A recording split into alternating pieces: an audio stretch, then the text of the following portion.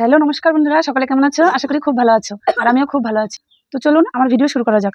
তো দেখুন, প্রথমে আমি ব্লাউজটি সেলাই করার জন্য এখানে মেন কাপড়ের সঙ্গে লাইলিং জয়েন্ট দিয়ে নিয়েছি। তো এটা আমার পিছনের পার্ট। তো দেখুন, পিছন পার্টটাকে আমি মেন কাপড়ের সঙ্গে লাইলিংকে জোড়া দিয়ে দিয়েছি। দেখুন, এখানে আমার হাতা ডিজাইন হবে, তো আমি আগে থেকে হাতা ডিজাইন করে রেখে দিয়েছি। তো দেখুন, সবগুলোই আমার কিন্তু লাইলিং জয়েন্ট দেওয়া হয়ে গেছে। তো দেখুন, একটা দেবো, তো এটা আমার তৈরি হয়ে গেছে। তো চলুন এবার আমি কি করে ব্লাউজটি তৈরি করি আপনাদের দেখাবো। তো দেখুন, এটি হলো আমার পিছনের পার্ট। তো এখানে কিন্তু আমি গলার ডিজাইনটি করিনি, তো এর জন্য আমি এখানে পেপার পেস্টিং বসাবো। তো আমি পেপার পেস্টিংটি কী করে বসাবো সেটি আমি আপনাদের দেখাচ্ছি। তো দেখুন, পেপার পেস্টিংটি বসানোর জন্য এখানে আমি একটি পেপার পেস্টিং নিয়ে নিয়েছি। তো এটি দেখুন কোন মাপে নেবেন, আপনার পিঠের যা লেন্থ নেবেন সেই অনুযায়ী নিয়ে নেবেন। তো এখানে আমার পিঠের ডিপ হবে 10 ইঞ্চি। তো আমি সেই 10 ইঞ্চি বরাবর কিন্তু নিয়ে নেব। তো দেখুন,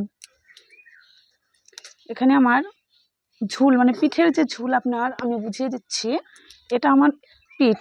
তো এটা আমার এখান থেকে পিঠের যতটা ডিপ হবে ততটা ডিপ আমার পেপার পেস্টিংয়ে কিন্তু নিয়ে নিতে হবে। আর এখান থেকে আমি গলার চওড়া নেব 2 ইঞ্চি, তো ওই 2 ইঞ্চিটা এখানে নিতে হবে।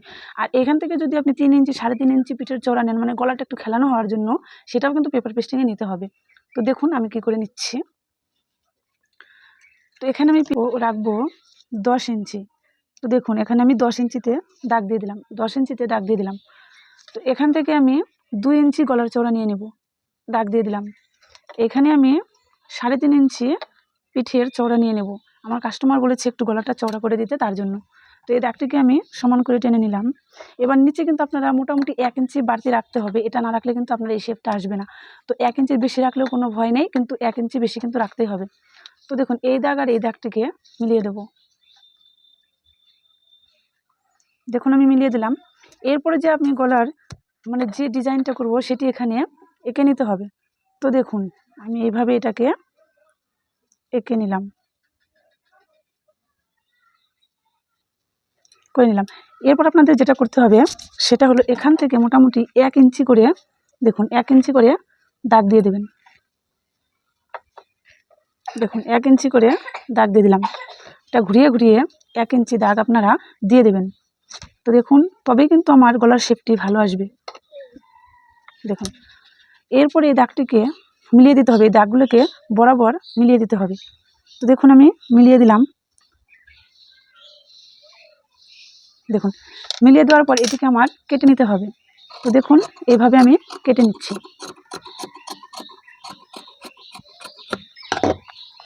তো এটিকে কিন্তু আমি এখন কাটবো না, তো এই চকটাকে আমি আরও ভালো করে দাগ দিয়ে দেব। দেখুন, এখানে আমার একটু মোটা আছে, তার জন্য আমি একটু কেটে দিলাম। তো এখানে কিন্তু ভাঁজ খুলে এইভাবে, দেখুন এইভাবে উল্টো সাইড থেকে ভাঁজ করে নেবেন। নেবার পর এইখানে আলতো হাতে একটু আচ্ছা আচ্ছা করে নেবেন, তাহলে দেখবেন ওই দিকের মানে চকের দাগটা এই সাইডে উঠে যাবে। তো দেখুন আমার কিন্তু হালকা হালকা উঠে গেছে, আপনাদের একটু ভালো করে নেবেন, আমার চকটা একটু বুঝতে অসুবিধা হচ্ছে। তো দেখুন আমি নিয়ে নিলাম। তো দেখুন এখানে কিন্তু আমার গলার ডিজাইনটি হয়ে গেছে। এটি আমার কিন্তু পিছন পাটের গলা। তো দেখুন হয়ে গেল কতটা সুন্দর, দেখুন। তো এটা আমাকে কি করতে হবে, এবারে লাইলিংয়ের সঙ্গে জুড়ে নিতে হবে। এটা আমি কি করে নিচ্ছি সেটাই দেখুন। তো দেখুন আমি মাপমতো লাইলিং নিয়ে নিয়েছি এখানে। তো এই লাইলিংটিকে দেখুন এখানকার যে আপনারা দাগ দেওয়ার ভিতরে মানে কাপড়টুকু কাটবেন না। তো দেখুন এর সাইড থেকে বরাবর এই কাপড়টাকে এরকম করে মুড়িয়ে সেলাই দিয়ে দিতে হবে চারি সাইডে। এদিক থেকে চারি সাইডে এরকম ভাঁজ করে করে আপনি সেলাই দিয়ে দেবেন। দেখুন চারিদিকে এইভাবে সেলাই দিয়ে দেবেন। তো চলুন আমি সেলাই করে দেখিয়ে দিচ্ছি। তো দেখুন আমি কিন্তু চারি সাইডে সেলাই করে নিয়ে নিয়েছি। এবারে আমি কি করব, পিছন পাটের সঙ্গে এটি লাগিয়ে নেব। তো দেখুন আমি কীভাবে ভাঁজ করে নেবেন, নিয়ে এটা মিডিল বের করে নিতে হবে। তো দেখুন এরকম ভাঁজ নিয়ে নিলে এইভাবে যে মিডিলটা আসবে এখানে একটু কেটে নেবেন, এটা আমাদের চিহ্ন। তো দেখুন আমি কেটে নিলাম। এরপর এই পেছন পাটের এই মিডিলটাকেও কিন্তু বের করে নিতে হবে। তো দেখুন এভাবে হাত দিয়ে একটু ঘষে ঘষে নেবেন, তাহলে দেখবেন ওদিকে একটা ভাঁজ পড়বে, তো হয়ে যাবে। তো এখান থেকে মিডিলে আমি একটা কেটে নেব। তো এবারে এর সঙ্গে এটাকে এই যেদিকে আমার লাইলিং থাকবে সেটা কাপড়ের উপরে রাখতে হবে। এটা কিন্তু সোজা সাইড, আর ওটা তো উল্টো, আপনারা বুঝতেই পারছেন লাইলিং দেওয়া আছে। তো এই মিডিল এই কাপড়টাকে এই কাপড়ের সঙ্গে রাখতে হবে। তো এর মিডিলের সঙ্গে এর মিডিলে যোগ করতে হবে। দেখুন মিডিলের সঙ্গে মিডিল যোগ করে চারিদিকে পিন দিয়ে আটকে নিতে হবে। তো দেখুন এখানে আমি পিন দিয়ে আটকে নিয়েছি। তো এবারে আমাকে সেলাই দিতে হবে কোন দিক দিয়ে সেটা আপনারা দেখুন। এই যে আমাদের দাগ আছে, যে এই দাগ বরাবর কিন্তু আমাদের সেলাই দিয়ে দিতে হবে। এই দাগের উপর দিয়ে কিন্তু সেলাই দিবেন, দাগের বাইরে কিন্তু দেবেন না। তো দাগের উপর দিয়ে আপনারা সেলাই দিয়ে দেবেন। দেখুন এখানে আমি পেপার পেস্টিংটি বসিয়ে নিয়েছি। তো পেপার পেস্টিং বসানোর পর দেখুন দুই সাইডে কিন্তু আমি ফিতে বসিয়ে দিয়েছি। তো এটা কি করে দিলাম সেটা আপনারা দেখুন।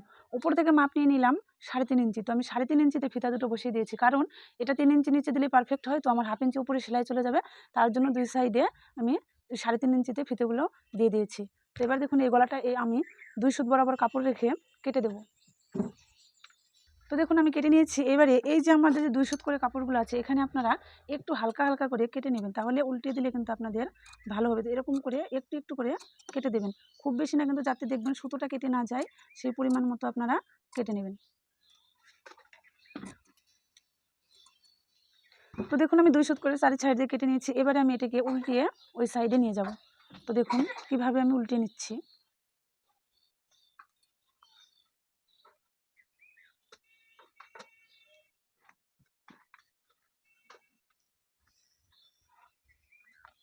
দেখুন এভাবে হাত দিয়ে ঘষে ঘষে আপনারা উল্টিয়ে নেবেন।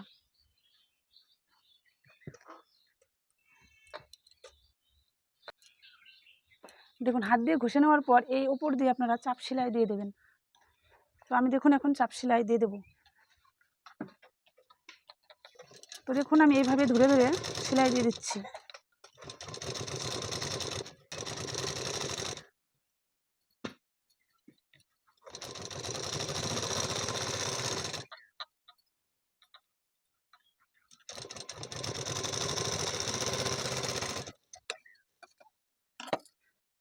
তো দেখুন আমার কিন্তু সেলাই দেওয়া হয়ে গেল।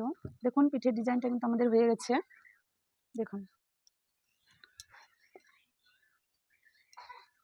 দেখুন আমাদের কিন্তু পিঠের ডিজাইনটি হয়ে গেল। এবারে আমি যখন হুকের ঘর করবো, তো এখান থেকে কেটে নেবো। এটা একটু পরে আমি দেখাচ্ছি। তো আগে আমি সামনের পাটটিকে আবার তৈরি করে নেব। তো দেখুন এখানে আমার সামনের পাটটিকেও কিন্তু লাইনিং দিয়ে জোড়া লাগানো আছে। তো এখানেও আমি পেপার পেস্টিং বসাবো। তো চলুন আমি দেখাচ্ছি। এখানেও কিন্তু আমি পেপার পেস্টিং নিয়ে নিয়েছি। তো পেপার পেস্টিংটি আমি নিয়েছি এখানে ঝুল, আপনি সামনের গলা যতটা ডিপ করতে চান সেই পরিমাণে নিয়ে নেবেন। তো আমি এখানে সামনের গলাটি নিয়ে নেব 7 ইঞ্চি ঝুল, মানে 7 ইঞ্চি ডিপ হবে। তো আমি এখানে 7 ইঞ্চিতে একটা দাগ দিয়ে দিলাম, আর 3 ইঞ্চিতে একটা দাগ দিয়ে দিলাম। 3 ইঞ্চি গলার চওড়া নেবে।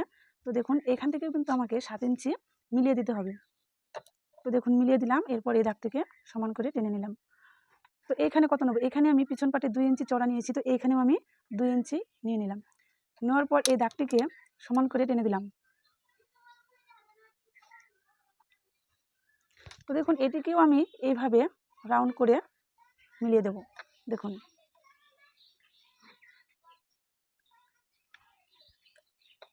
তো দেখুন এদিকেও আমি মিলিয়ে নিলাম। তো এটিও আমি সাইডে 1 ইঞ্চি বরাবর মানে পিছন পাটটা আমি যেভাবে দিলাম সেইভাবেই 1 ইঞ্চি পরপর দাগ দিয়ে সেই দাগটিকে মিলিয়ে লাইনিংয়ের সাথে জয়েন্ট দিয়ে পিছন পাটে মানে সামনের পাটে কিন্তু আমাকে লাগাতে হবে। তো চলুন দেখুন আমি এটা সামনের পাটে সেলাই করে নিচ্ছি।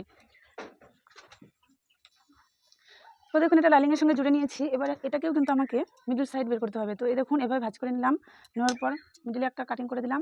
দেওয়ার পর এটাকেও আমি মিডল বের করে নেব। এটাকেও মিডল বের করে নেওয়ার পর এখানে একটা কাটিং লাগিয়ে দেবো। তো দেখুন কাটিং করে দিলাম এখানেও। তো এই মিডল সাইডের সঙ্গে এই মিডল সাইড কিন্তু জয়েন্ট দিতে হবে। তো এই মিডল সাইডের সঙ্গে আমি ওইটাও যেভাবে করে জোড়া দিলাম, এটাও সেম একইভাবেই কিন্তু দিতে হবে, একইভাবেই কিন্তু দিতে হবে।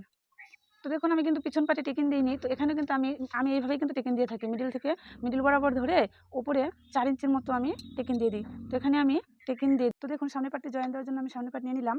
এবার প্রিন্সেস কাটে দেখুন এইটা থাকবে, এদিকে আপনারা আগে মিলিয়ে নেবেন, আর এদিকে থাকবে এটা। তো এটাকে আপনারা কীভাবে জয়েন্ট দেবেন, তো দেখুন এটাকে এইভাবে উল্টিয়ে নেবেন, নিয়ে নিচ থেকে আপনারা সেলাই দেওয়া ধরবেন। উপর থেকে দেবেন না, নিচ থেকে সেলাই দিলে ফিটিংসটা ভালো আসে।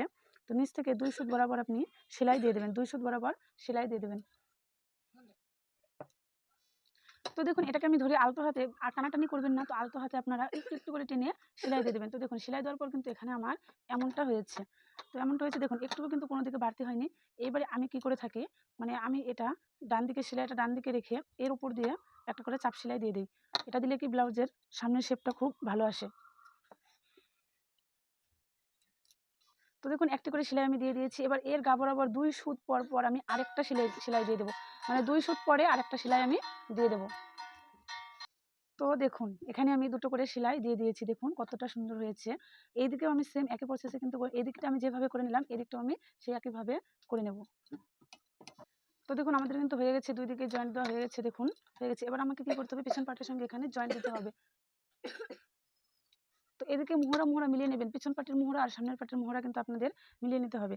তো দেখুন এদিকে আমি নিয়ে নিলাম, এই যে এটা আমার কোন দিকে যাবে, বা দিকে চলে যাবে, দেখুন এইভাবে করে নিয়ে এখান থেকে জয়েন্ট দিয়ে দিতে হবে। এরপর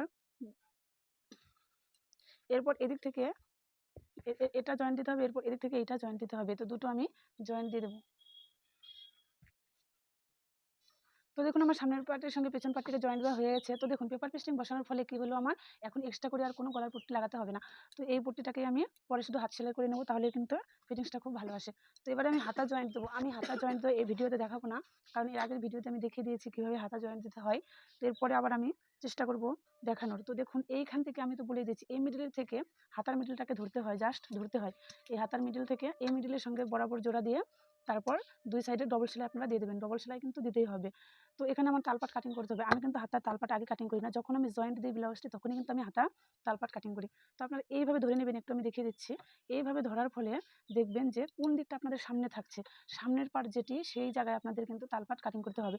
তো এটা আমার সামনের পার্ট, এই সামনের পার্টের হাতা আমার কোন দিকে আসছে, এটা দেখুন এটা এই দিকে আছে, এভাবে উল্টিয়ে দেবেন, মানে সোজা সাইডের সঙ্গে সোজা সাইডটাকে রেখে দেবেন। এই সোজা সাইডটাকে সোজা সাইডের সাথে রাখার পর যে আপনার সামনের দিকে যে হাতার মানে পার্টটি আসবে, তো এই দিকটা আমার, তো এখান থেকে আমি অল্প হাফ ইঞ্চি বরাবর তালপাট করে দেবো। এবার এদিকে কি হবে, তাহলে এইদিকে যদি আমি হাতা জয়েন্ট দিই তাহলে এইভাবে দিতে হবে। তো এইভাবে দেওয়ার ফলে কিন্তু এই সাইডে চলে আসবে হাতার তালপাট কাটিং করা। তো দেখুন আমি হাতাটা জয়েন্ট দিয়ে নিচ্ছি, তারপর আপনাদের আমি দেখাচ্ছি ব্লাউজটা কেমন লাগছে। তো দেখুন আমি হাতাটি এখানে জয়েন্ট দিয়ে নিয়েছি, হাতা জয়েন্ট দিয়ে একদম দুই সাইড জোড়া লাগিয়ে দিয়েছি। কিন্তু আমি কিন্তু ব্লাউজটি যখন তৈরি করি তখন কিন্তু ফিটিং সেলাই দিই না। যখন আমি কোমর পট্টি লাগাবো, গলার পট্টি হেম সেলাই করবো, তারপরে কিন্তু আমি ফিটিং সেলাইটা করি উপর থেকে। তাহলে কি কোনোদিন যদি আপনারা মোটা হন, মানে লুজ করতে হবে, তখন এই উপর থেকে খুলে দিলেই কিন্তু হয়ে যায়। আর প্রথমে ফিটিংস নিয়ে যদি আমি হেম সেলাইটা করে দিই, পরে কিন্তু সেই অনেক ঝামেলা হয়। তো তার জন্য এখন আমি এখানে কোমর পট্টি লাগিয়ে নেবো, তাহলে কিন্তু আমার ব্লাউজটি হয়ে যাবে। তারপর হাত সেলাই করলেই আমার ব্লাউজটি কিন্তু একদম পরিপূর্ণ হয়ে যাবে। তো দেখুন এখন আমি এখান থেকে ধার বরাবর, মানে এইখান থেকে ধার বরাবর আমি কোমর পট্টি লাগিয়ে নেব। তো দেখুন কোমর পট্টি লাগানোর জন্য আমি আগে থেকেই কাপড়টিকে তৈরি করে রেখেছি। তো এখান থেকে ধরে ধার বরাবর করে সেলাই দিয়ে দিলেই হয়ে যাবে। তার উপরে এইভাবে উল্টিয়ে দিয়ে একটা চাপ সেলাই দিলেই কিন্তু আমাদের হয়ে যাবে। তো আজকের মতো ভিডিও আমি এখানেই শেষ করব।